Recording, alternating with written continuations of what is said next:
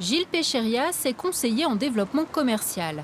Il travaille à distance pour des entreprises dans le Grand Sud-Ouest, lors de missions allant de quelques jours à plusieurs mois. Je vous appelle par rapport à l'offre que je vous ai transmise.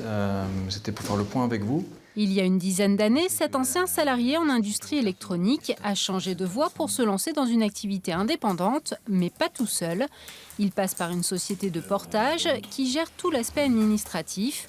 Et il bénéficie en tant que salarié porté d'une protection sociale avec des indemnités maladie et chômage. Ce qui est intéressant, c'est la souplesse de la chose, sachant qu'on a tous les mois à fournir donc une fiche de temps, une fiche d'affectation de temps avec un prix de journée qui était négocié auparavant avec le client. Les frais également sont pris en charge. Le client final reçoit une facturation totale et puis moi je perçois un salaire, d'où l'intérêt de la chose. Gilles Péchérias est l'un des plus anciens salariés de cette société de portage créée à Limoges en 2003 et alors précurseur. Aujourd'hui, elle accompagne 150 salariés portés qui recherchent cette forme de sécurité. Aujourd'hui, une personne qui veut faire du portage salarial, elle peut être ce qu'on appelle tout à fait autonome, c'est-à-dire prête à aller voir des entreprises et à valoriser ses compétences auprès des entreprises-là.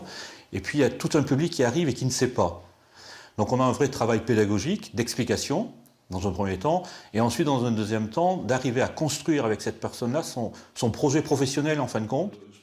Le portage salarial est donc une relation tripartite entre le porté qui trouve lui-même les missions chez son client et la société de portage qui facture le client et verse un salaire au porté, moyennant une commission de 8 à 10%.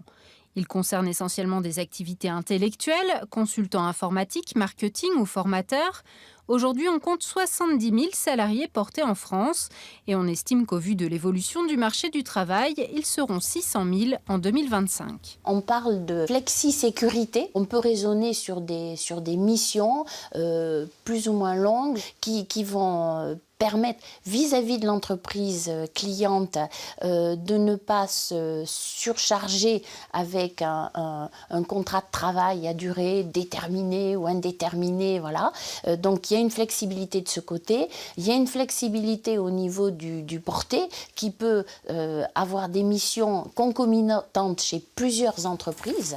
Le portage salarial vient juste d'être reconnu comme branche professionnelle avec une convention collective, un cadre réglementaire qui devrait permettre à ces nouvelles formes d'emploi de décoller.